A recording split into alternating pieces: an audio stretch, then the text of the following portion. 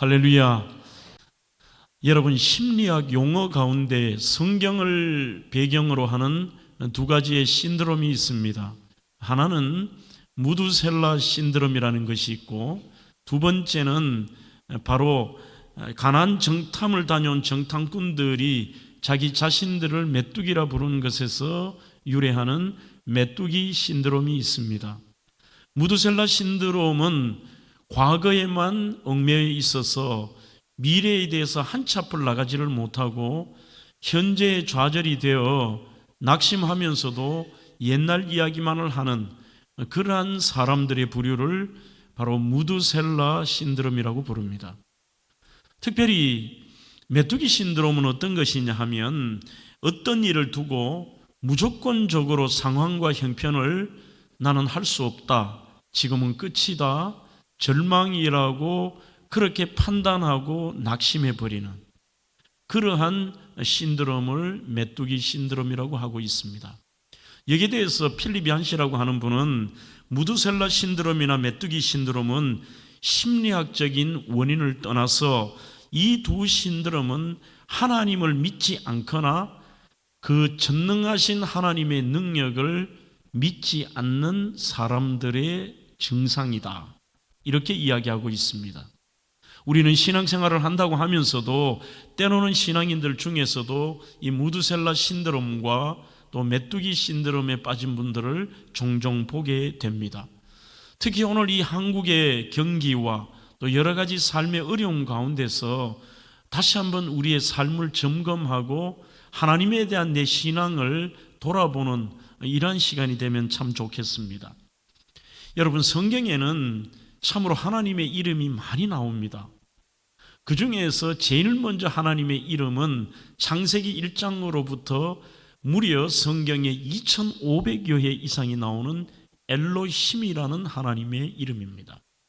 이 엘로힘은 2500회나 나오듯이 하나님의 보편적인 이름으로 씁니다만, 그 뜻 자체는 영어에도 strong, powerful, 이 powerful one이라고 하는 완전히 강하고 능력 있는 분이라고 하는 하나님의 특징을 설명한 이름이 엘로힘입니다.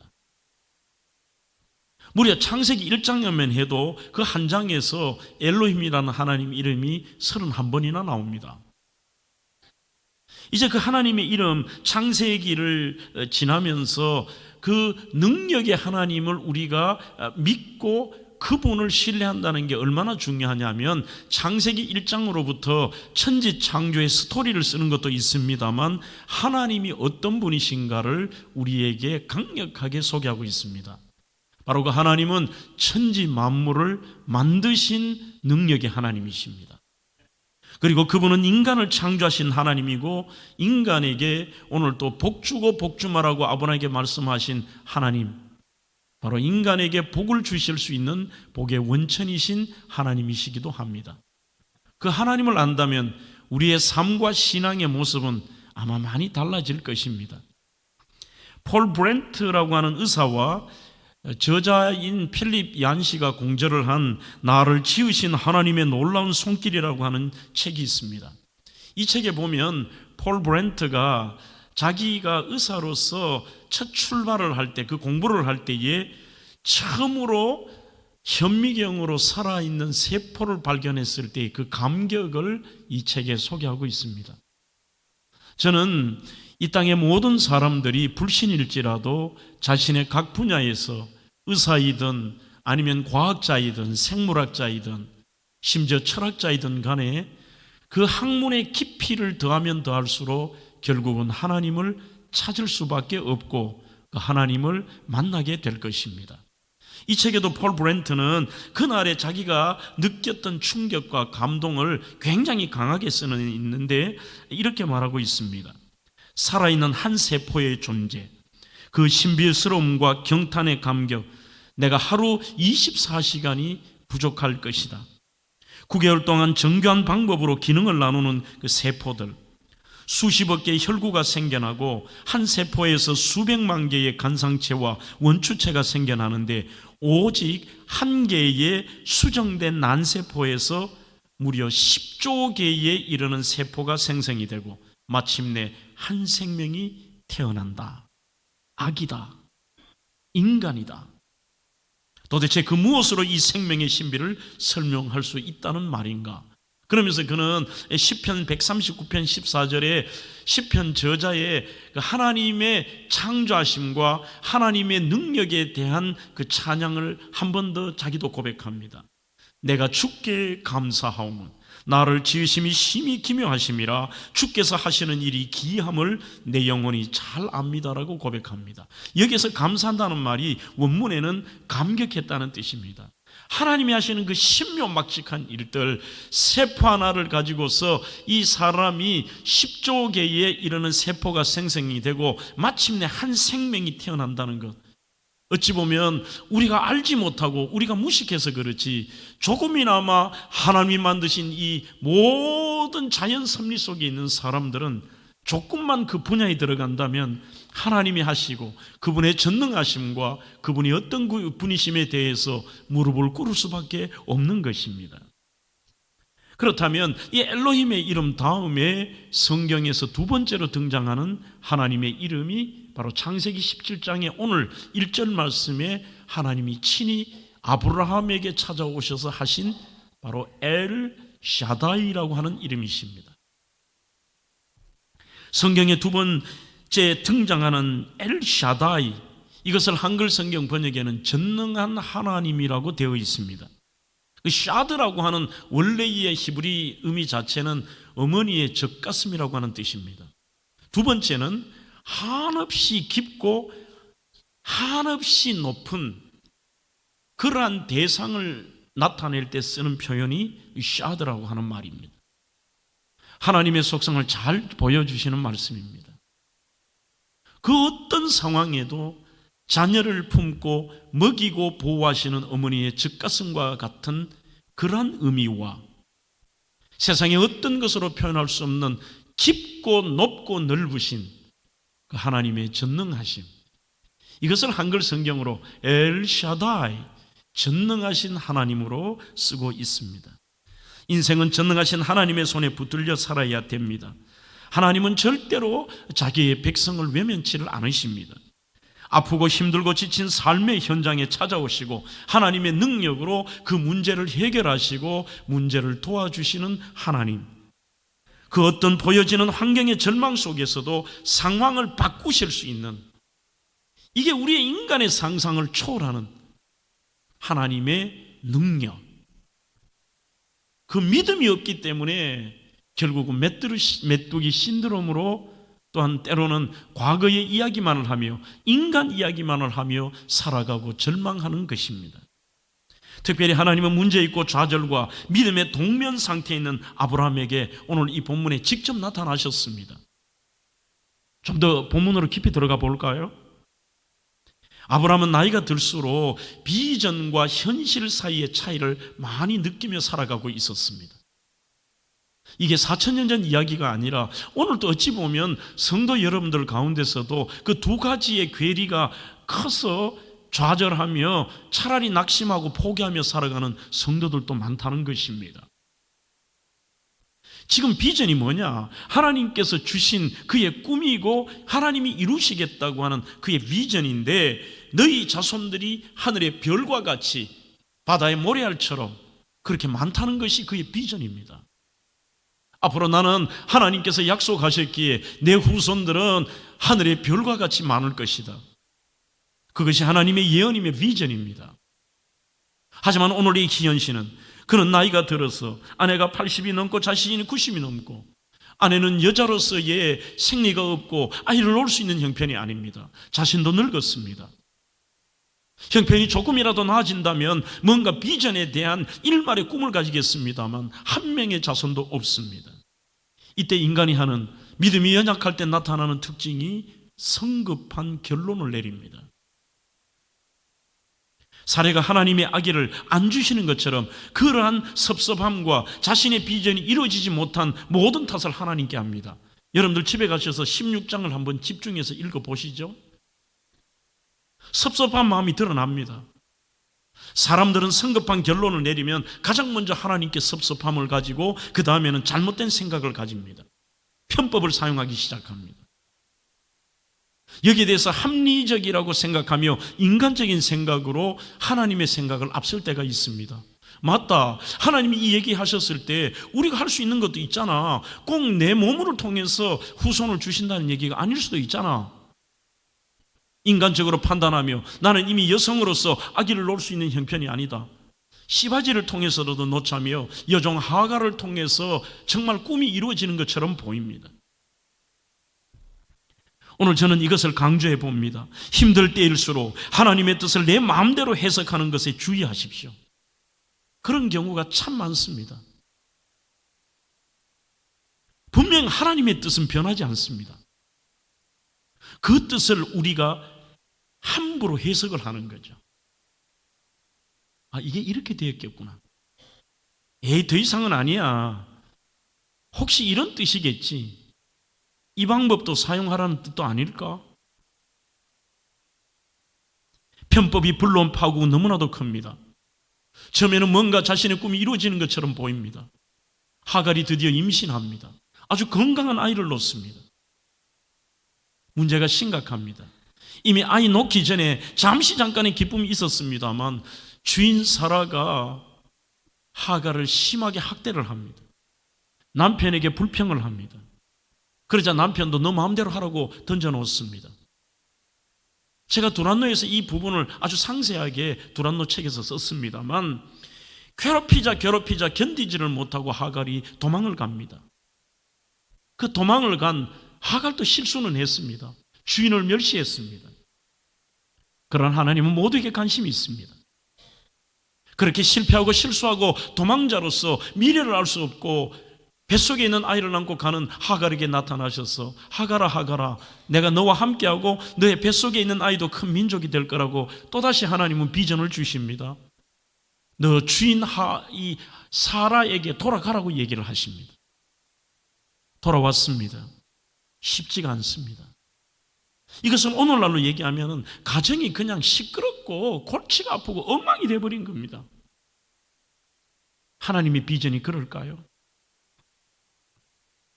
성경은 이스마엘 출생 후에 13년 동안에는 기록이 없습니다. 굉장히 나름대로는 평안하게 보일 수도 있습니다. 아무런 문제가 없습니다. 기대했던 아들도 생겼습니다. 건강하게 잘 자라나고 있습니다. 크나큰 집안에 문제도 없습니다. 대적도 없습니다.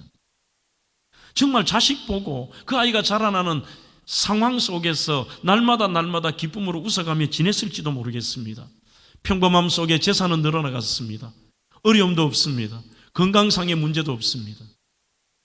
그렇지만 여기에 대해서 칼 델리체라고 하는 주석가는 그것이 바로 23년이 아브라함과 사라에게는 믿음의 동면 상태라 그렇게 쓰고 있습니다. 우리는 내 삶이 편안하다고 그것이 형통이라고 볼 때도 많습니다.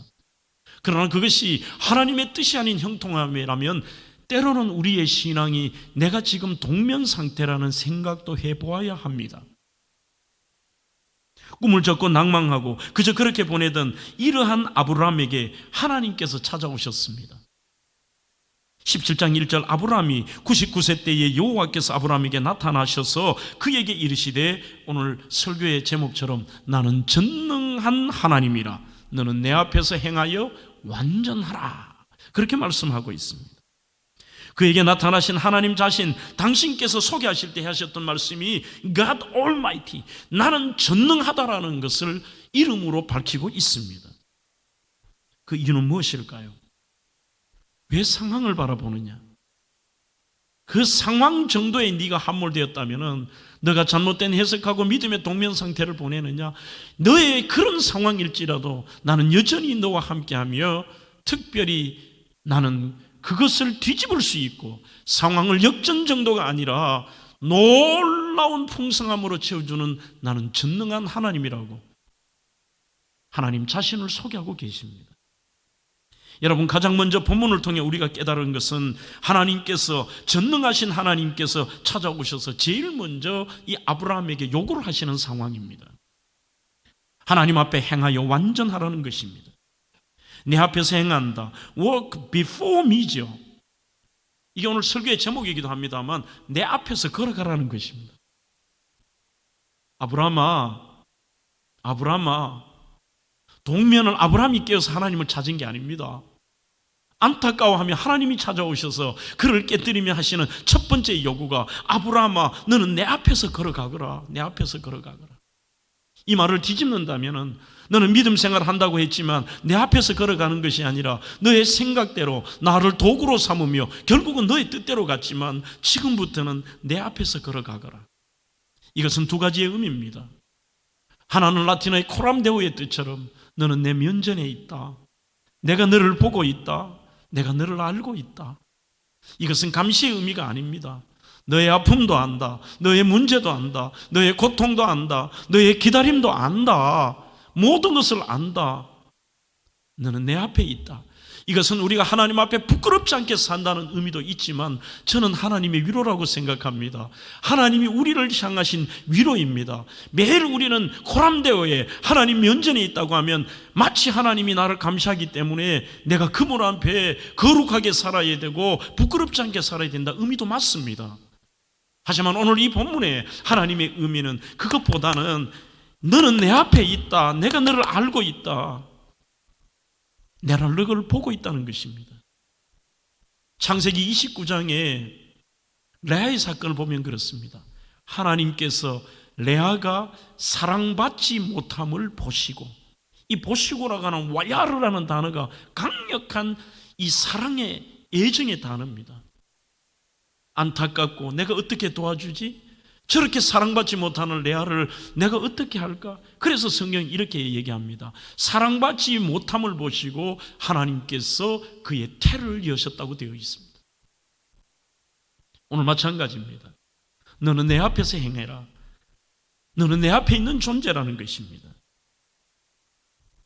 하나님의 전능하심을 믿고 일거수일투족을 지켜보시며 나의 편이 되시는 그 하나님을 믿고 신앙과 그분의 말씀을 따라, 그 다음에 두 번째 의미는 내 앞에서 행하라는 것은 온전하라, 완전하라는 뜻은 퍼펙트하라는 뜻이 아닙니다. 사람들이 퍼펙트한 사람이 어디 있습니까? 오늘 설교라는 저 자신도 문제가 많습니다. 그러나 흠이 없고 깨끗한 상태를 유지하기 위해서 이 팀임이라는 원문 자체는 노력한다는 뜻입니다. 어떤 위치에 이르기 위해서 노력해라. 하나님 앞에서 부끄럽지 않도록 너가 노력하며 살아라. 내 앞에서 걸어가거라. 오늘 저는 이 설교를 준비하며 많은 세계적인 모델들을 생각해 보았습니다. 여러분들이 모델들의 워킹을 한번 보시죠. 그들의 워킹은 굉장히 정확하고 정도로 갑니다. 옆에 수많은 사람들이 있고 플래시가 터뜨리고 자기가 아는 사람이 있고 그 어떤 것이 있을지라도 흔들리지 않습니다. 여러분들 퀴즈를 해볼까요? 모델들이 워킹을 하고 작품 발표를 할 때 그 작품을 만든 디자이너는 어디에 있을까요? 관중석에 한 번씩 있습니다만 대부분은 뒤에 있습니다. 뒤에서 무대 때문에 보이지 않는 것처럼 보이지만 디자이너가 보는 공간이 있습니다. 거기서 일거수일투족을 다 봅니다. 수많은 사람들이 와도 이 모델들은 뒤에 있는 디자이너만을 의식합니다. 앞으로 향해 갑니다. 거기서 가서 정해진 목적지가 도달했을 때 다시 그 길들을 정확하게 돌아옵니다. 집중은 디자이너에게 있습니다. 이것이 우리의 신앙의 원칙입니다. 보이지 않는 디자이너가 아니라 보이지 않는 하나님께서 우리를 지켜보고 계시며 그분의 뜻대로 주변의 상황에 내가 한눈 팔지 않고 그 길을 가는 것입니다. 항상 전능하신 하나님이 지켜보고 계심을 알고 함부로 살아서는 안 되는 것입니다. 절대로 무거운 율법이나 침으로 받아들여서도 안 됩니다. 성급한 결정, 편법, 불의, 세속화.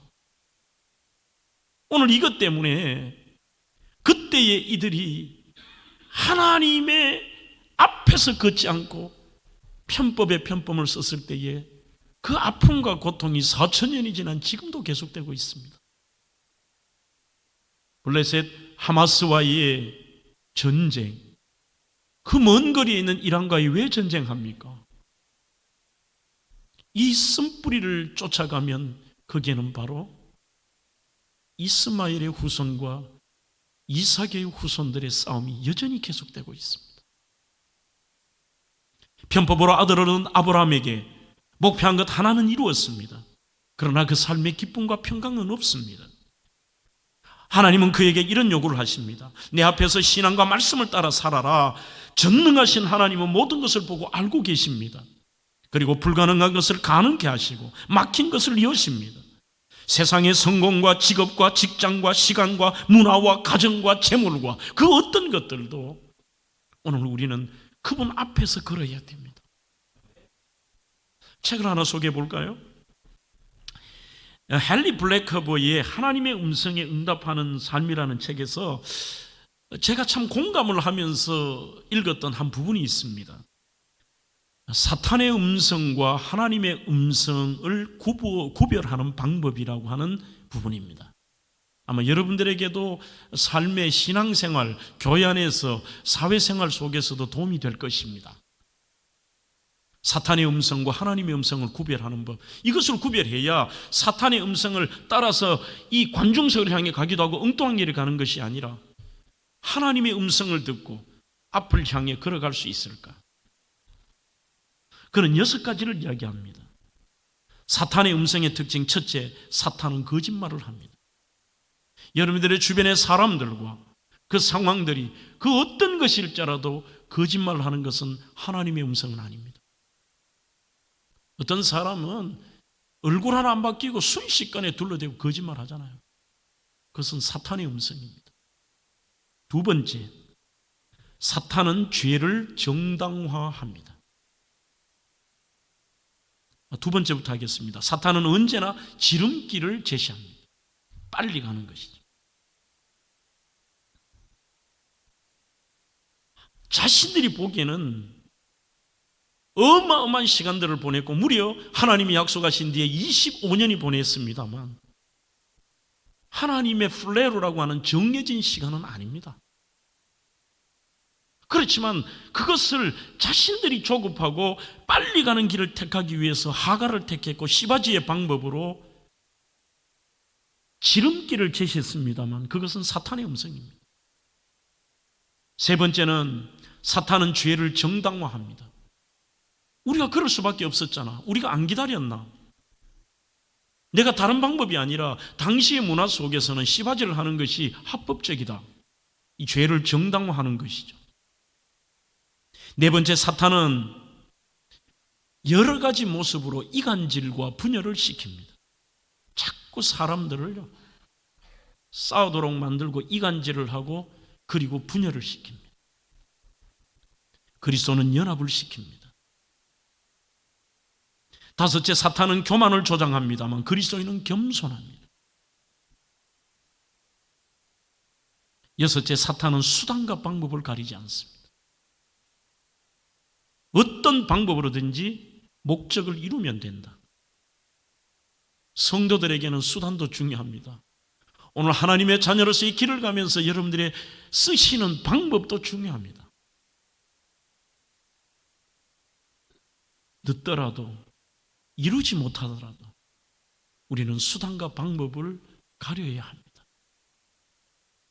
그것이 지금 안타까운 하나님이 보시는 하나님이 그렇게도 기대했던 아브라함의 현 주소입니다. 이스라엘의 편법, 조급함, 실수에 나타나신 엘샤다이 하나님을 만난 다음에 정말 다행이게도 이때 친히 나타나신 하나님 그 이후로의 아브라함의 삶은 완전히 다릅니다. 대표적인 것이 22장으로 넘어가 보십시오. 여기에는 그가 또 다른 편법과 또 다른 방법으로 나아갈 수 있었습니다. 아들을 바치라고 하는 것, 그 자체의 명령조차도 이해가 되지 않습니다. 이미 하나님께서 말씀하시기를 인신제사를 드리지 말라고 말씀하셨습니다. 여기부터 논리적 모순입니다. 하나님 언제는 인신제사를 드리지 말라 그래 놓고 나한테는 인신제사를 드리느냐? 아, 하나님의 뜻이 있겠지. 기다려보자. 시간 지나면 다른 말씀 하시겠지. 에이, 하나님께서 인신제사를 아들을 드리라 해도 그거는 진짜는 아닐 거야. 양을 대신해서 해보지 뭐. 옛날 같으면 아브라함이 그럴 수 있습니다. 그러나 22장에는 아침에 일찍 일어나 하나님의 약속의 장소로 가서 그대로 그 길을 갑니다. 인생 후반전 만만치가 않습니다. 사람들은 참으로 너무나 조급합니다. 제가 최근에 읽었던 책 가운데 늘 제 머리에도 이렇게 띠처럼 남아있는 한 구절이 있습니다. 빠름보다 발음을 선택하라. 지금 이 시대는 얼마나 빠른지요. 그 빠름의 노예가 되어서 자신도 모르게 편법을 사용하고, 그리고 더 나아가서 하나님이 나의 뒤에 계시고 그분 앞에서 걷는다는 걸 잊어버리는 거예요. 어떻게 하면 빨리 가지? 어떻게 하면 이룰까? 발음보다 지금은 중요한 게 빠름의 시대가 되었습니다. 하지만 우리는 발음입니다.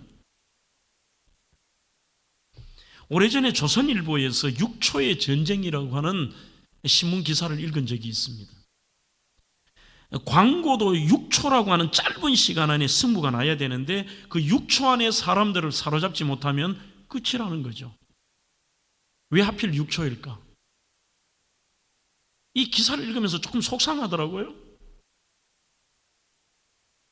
그 이유가 다국적 언론사가 조사를 했습니다. 18세에서 45세까지 사람들의 집중력의 지속 시간을 조사를 해본 거죠. 우리가 집중해서 지속하는 시간이 얼마가 될까 하니까 사람들이 정확하게 우리 사람들이 하는 게 8초였습니다.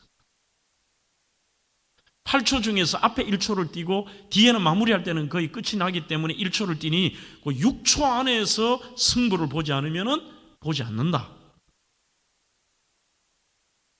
더 웃긴 것은 이 조선일보 기사에서 금붕어에 집중하는 시간이 9초래요.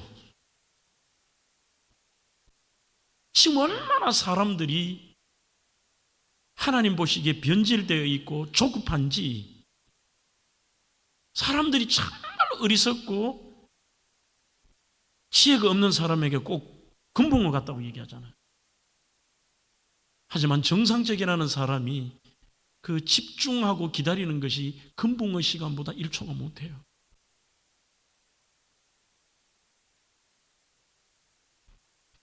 지금은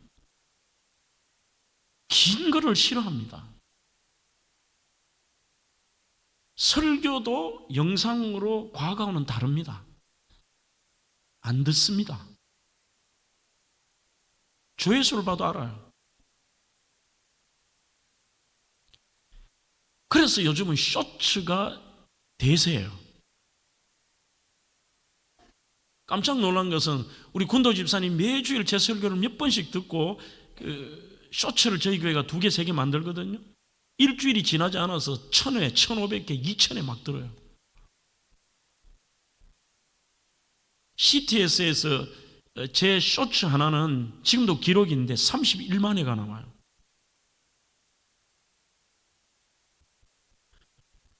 긴 설교, 40분 설교 안 듣습니다. 그렇게 집중 못해요.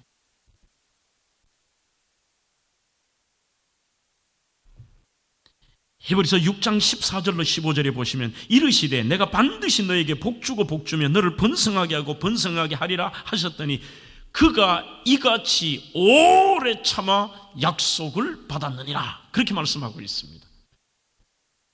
아브라함조차도 오래 참아 하나님께서 창세기 12장에 약속하셨고 15장에 약속하셨고 오늘 이 17장에서 약속하신 그 내용들을 결국은 오래 참아 그 약속을 받았다고 하는 사실입니다.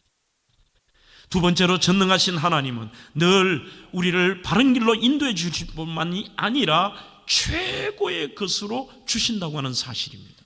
오늘 2절입니다. 내가 내 언약을 나와 너 사이에 두어 너를 크게 번성하게 하리라 하시니, 이것이 6절로 넘어가면 내가 너로 심히 번성하게 하리니 내가 너에게서 민족들을 나게 하며 왕들이 너에게서부터 나온다고 되어 있습니다. 여기서 번성한다, 그리고 심히 번성한다, 이것이 바로 창세기 1장에 나오는 용어입니다. 하나님만 하실 수 있는 것입니다. 파라라고 하는 단어입니다. 생육하고 번성하고 정복하고 다스린다. 그 1번이 원래는 번성입니다. 파라, 라바, 말라, 카바시, 이 복을 주시는 하나님, 심히 번성하게 한다. 직역을 한다면 이런 것입니다. 내가 너를 풍성한 결실을 맺게 할 것이라는 것입니다. 왜 그렇습니까? 여러분들의 생각에는 메뚜기의 신드롬처럼 더 이상은 불가능하다, 내 인생은 나이가 먹었다, 지금의 형편으로 할 수 있는 것이 아니다, 지금까지의 결과나 세상에 하는 모든 것들이 이것이 이러한 상황에서 된 적이 없다, 그게 사람의 판단입니다. 그러나 엘샤다이 하나님은 말씀하십니다. 나는 전능한 하나님이라. 무리를 걸으셨던 분이십니다. 홍해 바다를 가르신 분이십니다. 보리떡 5개와 물고기 2마리로 5,000명을 먹이고 12광주리를 남기신 분이십니다. 가장 궁극적으로 폴 브렌트의 말처럼 끝없는 이 우주와 천지를 만드신 분이십니다. 그래서 저희 교회는 세마예배 다음 세대 아이들에게 예배를 드릴 때마다 주제곡으로 그를 부르는 거예요. 우리 20년간 한결같이 불렀잖아요. 내 하나님은 크고 힘있고 능히 있어 못할 일 전혀 없네. 저 산들도 그의 것, 골짜기도 그의 것, 별들도 그의 솜씨.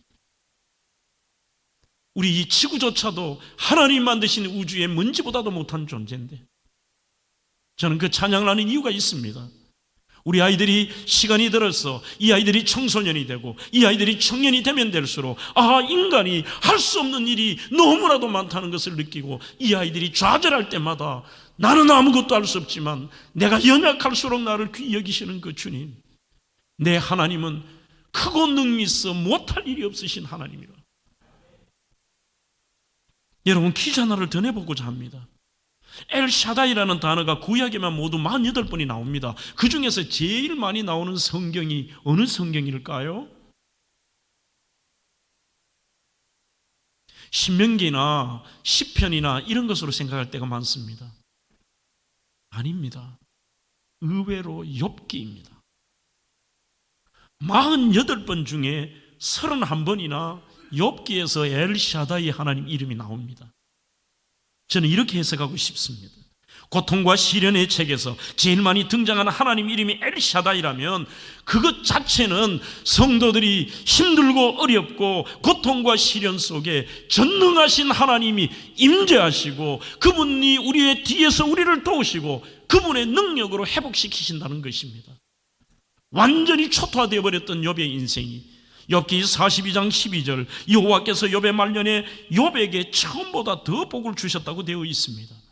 욥기 5장 18절에도 엘샤다이의 하나님께서 아프게 하시다가 싸매시며 상하게 하시다가 그의 손으로 고치신다고 말씀하고 있습니다. 여러분, 아마 이 책은 읽으신 분들이 많을 거예요. 내 영혼을 위한 닭고기 스프라는 책에 그 미국의 고든과 신디 부부의 딸 타냐의 이야기를 쓰고 있습니다. 실화이죠. 아이가 오븐 곁에서 놀다가 그 오븐 위에 올려놓은 펄펄 끓는 이 물냄비를 아이가 이렇게 하다가 건드려 버린 것입니다. 그대로 딸아이에게 펄펄 끓는 물이 딸아이의 얼굴을 덮쳤습니다. 병원의 응급실에 가서 대수술을 합니다. 큰 화상의 중간경과 그 상태에서 의사는 대단히 부정적입니다. 어머니 신디가 소파에 엎드려 기도합니다. 주님 어떻게 해요? 주님 어떻게 해요? 주님이 아이의 수술실에 직접 들어가 주세요. 그리고 아이를 직접 고쳐주세요. 직접요. 한참 기도하는데 누가 툭툭 건드려 보니까 교회 담임 목사님이 교인 2사람하고 왔습니다. 소식을 듣고 기도를 왔다는 것입니다. 부부의 손을 잡고 기도하고 제가 들어가 보지요. 이렇게 하면서 목사님과 2분이 같이 들어갔습니다. 이튿날 아침입니다. 드디어 부모님이 아이의 병실에 들어가서 잠든 타냐의 얼굴을 이렇게 보는데 깜짝 놀란 것입니다. 이 아이에게 수술 자국은 남아 있었지만 화상은 씻은 듯이 감추고 깨끗해진 거예요. 목사님을 찾아가 감사 인사를 드립니다. 그런데 목사님, 그때 찾아왔던 2분이 누구세요? 이때 목사님이 이야기합니다. 2분요? 저는 1분하고 갔는데요. 네? 아하, 주님이 직접 오셨거나 주님이 보내주신 천사임에 틀림없다. 그렇게 고백을 했습니다. 왜냐하면 주님이 직접 도와달라고 기도했으니까. 우리는 기도하면서도 전능하신 하나님을 믿지 않습니다. 절망 속에서도 그 하나님을 믿지 않습니다. 자신의 바운더리 안에서 나오려고 하지 않습니다. 자신의 경험과 철학과 논리와 지금까지 있었던 많은 결과물들이 머리를 사로잡고 있기 때문입니다. 그 어떤 보여지는 환경의 전망 속에도 상황을 바꾸실 수 있는 전능하신 하나님, 그 어떤 상황에도. 마지막으로 전능하신 하나님은 늘 최고의 것을 주실 뿐만이 아니라 오늘 벼랑 끝에서도 우리를 향하여 요구하시는 것이 뭐냐? 바로 우리의 미래를 평범 이상의 삶을 살기를 원하신다는 것입니다. 하나님은 낙심하고 좌절했던 아브라함에게 크게 번성할 것이라는 약속을 오늘 8절까지 주셨거든요. 주신 다음에 그의 이름을 바꾸세요. 오늘 5절입니다. 이제 후로는 너의 이름을 아브라함이라 하지 아니하고 아브라함이라 하리니 이는 내가 너를 여러 민족의 아버지가 되게 함이라고 얘기합니다. 여기에 대해서 많은 목회자들이 여러 가지 해석을 내어놓습니다. 이제 앞으로 너가 복을 받을 거야. 너가 이제는 어느 부족이나 한 가정의 아버지에서 민족의 아버지가 될 것이라는 하나님의 축복이 있습니다만, 오늘 저는 거기에서 좀 더 다른 관점을 하나 더 말씀을 드리고 싶습니다. 하나님이 단순하게 너를 대단한 사람, 너를 민족의 왕으로 삼겠다, 이런 의미보다도 이제 후로는 너의 이름을 아브라함이라고 하지 않는다. 그리고 여러 민족의 아버지가 되겠다는 것은 하나는 영적인 측면이고 또 다른 측면은 그의 삶에 대한 측면입니다. 아브라함의 본명은 높으신 아버지라는 뜻입니다. 아브라함은 많은 무리와 모든 민족의 아버지라는 뜻입니다. 그냥 자기 집안을 돌보다가 존경받고 끝나는 인생이 아닙니다. 부족을 뛰어넘어 여러 민족에게 영향을 미치는, 이것이 영적으로 우리에게도 아브라함의 자손이잖아요. 너의 신앙과 너의 삶과 그리고 너의 모든 삶의 궤적들이 앞으로 후손들에게 이르기까지도 선한 영향력을 끼쳐라. 너의 주변 사람들에게도 선한 영향력을 끼쳐라. 여러분, 오늘 제가 여기에서는 정말 별표에다가 현관표까지 칠해보았습니다. 성도에게는 존경보다 더 중요한 가치가 있습니다. 아니, 저 자신에게도, 목사에게도 존경보다 더 중요한 가치가 있다는 것입니다.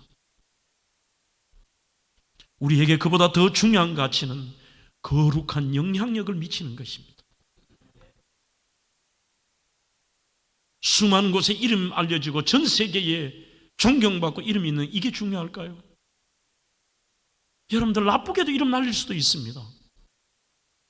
나쁜 영향력을 줄 수도 있습니다. 하나님의 뜻대로 되었습니다.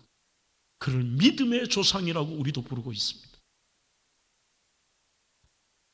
아브라함처럼 그런 삶이 아닐지라도 여러분들의 가정과 여러분들의 이웃과 지금의 여러분들의 형편 속에서 여러분들은 주변에 어떤 거룩한 영향력을 끼치고 계십니까? 성가대 안에서 여러분들 거룩한 영향력을 끼치십니까?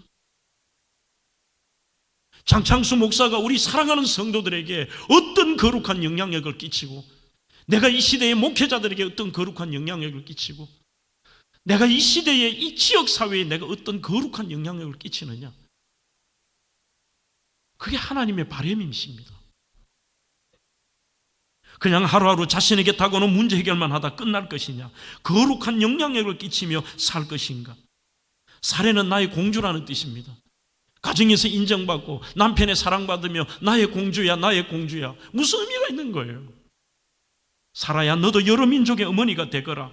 한마디로 자기 중심적인 삶에서 전능하신 하나님의 은총을 받은 사람, 하나님의 자녀로 거룩한 영향력을 끼치며 사는 것입니다. 만약 여러분이 집안에서 첫 믿음을 가진 사람이라면 여러분들, 그것은 축복입니다. 이제 여러분들이 아브라함이십니다. 여러분들이 사라입니다. 여러분들이 이제 그 가정에 거룩한 영향력을 끼치셔야 됩니다. 평범 이상의 삶을 살게 하시고 전능하신 하나님께서 놀라운 은혜를 자자손손 업그레이드 하실 것입니다. 그래서 내가 중요한 거예요. 삶이 여러분 찬양처럼 꽃보다 향기로운 그런 삶 아니어도 괜찮습니다. 남들 보기에 볼품 없어도 괜찮습니다. 오늘 저는 이 설교를 준비하면서 동화 작가인 권정생 선생이 생각이 났습니다. 맞다.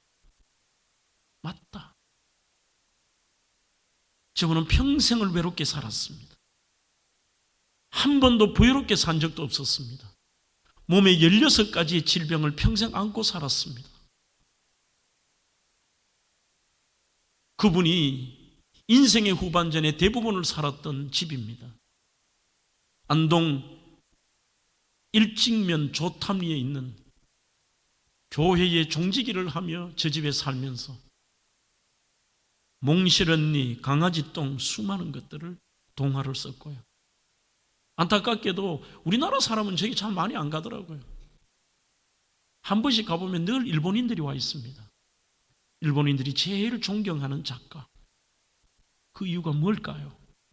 글이 예뻐서? 아닙니다. 그의 삶이 평범 이상의 삶이요, 그러며 거룩한 영향력을 끼쳤던 진정한 그리스도인이었기 때문입니다. 그렇게 비참하게 살면서 강아지 똥도 결국은 거룩한 영향력 아닐까요? 쓸모없는 강아지 똥도 많은 이들에게 좋은 영향력을 끼치는 것이죠. 이분이 돌아가셨을 때에 그분의 통장에는 인세로 받은 10억이 들어 있었습니다. 마지막 유언도 자신의 모든 돈을 북녘 땅에 고통받는 어린 아이들을 위해 써달라. 그렇게 하며 하나님 곁으로 그가 그렇게도 그리워했던 어머님을 만나러 갔습니다. 사랑하는 성도 여러분, 헨리 나우에는 그의 영성수업이라는 책에서 이런 말을 하기도 합니다. 하나님은 나의 모든 것을 받기를 원하신다고 생각하지 말라.